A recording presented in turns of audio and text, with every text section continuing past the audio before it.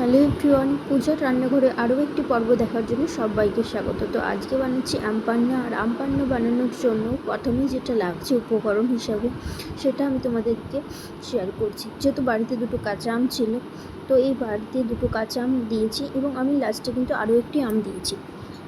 তো এখানে ভাজা মশলা লাগছে, যেগুলো আমি বাড়িতেই মশলাগুলো বানিয়েছি। তার মধ্যে জিরে রয়েছে, পানমুড়ি রয়েছে এবং রয়েছে লঙ্কা রয়েছে এবং গোলমরিচ রয়েছে, যেটাকে আমি ভালো করে শুকনো খোলায় গুঁড়ো করে নিয়েছি। এবং এখানে বাড়ির কাঁচা লেবু নিয়েছি, আর তার সাথে নিয়েছি ধনে গুঁড়ো, যেটা বাড়িতে অলরেডি রেডি ছিল।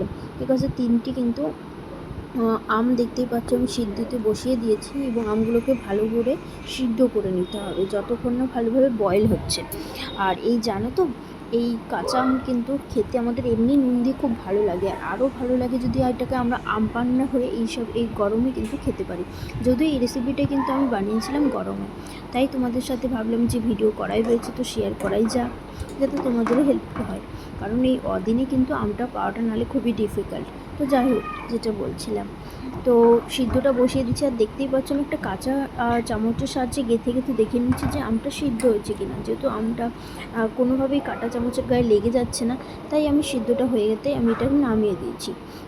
আর এদিকে আবার ভাজা মশলাগুলোকে ভালো করে, যেহেতু আমি গুঁড়ো করে নিয়েছিলাম, তো সেটাকে একবার শেয়ার করে দিচ্ছি তোমাদের সাথে, যাতে তোমাদের কোনো রকমভাবেই প্রবলেম না থাকে। দেখতেই পাচ্ছি এখানের মধ্যে আমি কী কী নিয়েছি। শুকনো লঙ্কা নিয়েছি, সব কিছু নিয়ে নিয়েছি। আর এপাশে কাগজি লেবু তো রয়েছে, গাছের উপর টাটকা রয়েছে এটা। আর এপাশে ধনে গুঁড়ো রয়েছে। আচ্ছা, এবার যেটা বলছিলাম, তো এবার কিন্তু আমি যেটা করব সেটা হচ্ছে আমগুলোকে ভালো করে খোসা ছাড়িয়ে নিতে হবে। তো এই ঠান্ডা জলে একটু রেখে দিয়েছিলাম, অ্যান্ড দেন আমি এটাকে ভালো করে আস্তে আস্তে এক হাতের সাহায্যেই করছিলাম, যেহেতু ফোনটা আমি এক হাতেই ভিডিও করছিলাম। তো এক হাতের সাহায্যে আস্তে আস্তে করে একটা ঠান্ডা জল নেবে সাইডে বরফ দিয়ে, তো তাহলে কিন্তু সুবিধা হবে। নাহলে এতই গরম থাকে, তো সেক্ষেত্রে কিন্তু হাতটা লালও হয়ে যাবে এবং ছাড়াতেও অসুবিধা হবে। আর কাজটা করতে কিন্তু খুবই সাবধানেও হবে, যেহেতু এই সময় পুরো গরম এবং ভাবটা দেখতেই পাচ্ছ উঠছে। তো খুবই আস্তে আস্তে করতে হবে এবং পুরো পাল্প যেটা রয়েছে আমের, সেটা কিন্তু ভালো করে আমাদেরকে আস্তে আস্তে ওই গরমের সাহায্যে চটকে চটকে পুরো বের করে দিতে হবে, যাতে পুরো আমের পাল্পটাই আমরা ব্যবহার করতে পারি এবং খেতেও কিন্তু তবে সুস্বাদু হবে।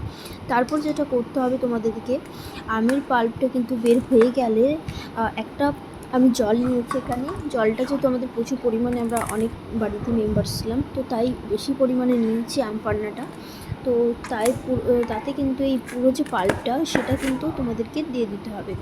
এবং তার সাথে কিন্তু আর এই যে ভাজা মশলা যেটা ছিল, যেটা আমরা অলরেডি আগে থেকে রেডি করে রেখেছিলাম, ঠিক আছে, এই ভাজা মশলাটাও কিন্তু দিয়ে দিতে হবে। দেখতেই পাচ্ছ পুরো ভাজা মশলা দিয়ে দিচ্ছি। অল্প পরিমাণে তোমরা নুন দেবে এবং কাগজি লেবুও দেবে ওপর থেকে, যাতে এটা টেস্ট আরও ভালো হয়। তো দেখতেই পাচ্ছ আমি এটাকে ভালো করে নাড়িয়ে চাড়িয়েও নেবে, যাতে করে এটা পুরো রকমভাবে আম যে পান্নাটা সেটা গলে যায়, আমের যে পাল্পটা। ঠিক আছে, এবার একটা ডেকোরেশনের জন্য আমরা নেব নুন এবং তার মধ্যে কিছুটা শুকনো লঙ্কা গুঁড়ো, সেটা দিয়ে দেবো। সেটাকে গ্লাসের সাইডে কিন্তু ভালো করে আমরা কোট করে নেব। নেওয়ার পর একটা লেবু নিয়েছি, যেটাকে গোল করে কেটে নিয়ে তার সাইডে আমরা গেঁথে দেবো ডেকোরেশনের সাহায্যে, যাতে একদম রেস্টুরেন্ট লাগে। এবং চাইলে কিন্তু তোমরা পুদিনা পাতাও অ্যাড করতে পারো জলে। প্লাস আমি কিন্তু পুদিনা পাতাটা লাস্টে কিন্তু ডেকোরেশনের জন্য অ্যাড করেছি, এবং লাস্টে কিন্তু দিয়ে বরফ দিয়ে তোমরা কিন্তু অ্যাড করতে পারো। এবং এই গরমে খেতে সুস্বাদু লাগবে, ছোট থেকে বাচ্চা আমি বলবো সবাইকে ভালো লাগবে। আর অবশ্যই এই ভিডিওটা যদি তোমাদের ভালো লেগে থাকে, তাহলে লাইক শেয়ার কমেন্ট কিন্তু করতে ভুলবেন না।